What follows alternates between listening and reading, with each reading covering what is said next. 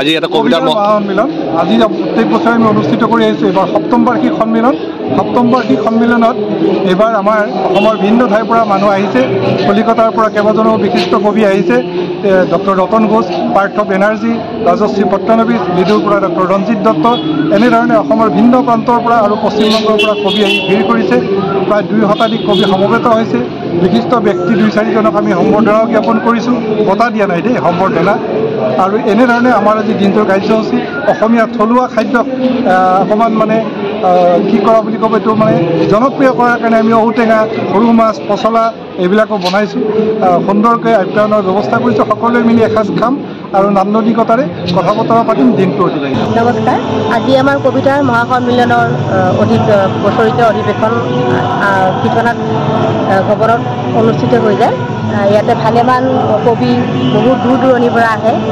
উল্লেখযোগ্য যে কবিতা মহাসন্মিলনত যোৱাবাৰো আমাৰ কলকাতাৰ পৰা আহিছিলে কবিসকল। এইবাৰো তেখেতসকল ইয়াত আহিছে, তেখেতসকলৰ গ্ৰন্থ ইয়াত উন্মোচন কৰিছে আৰু আমি তেখেতসকলৰ উপস্থিতি পাই বহুত আপ্লুত হৈছোঁ।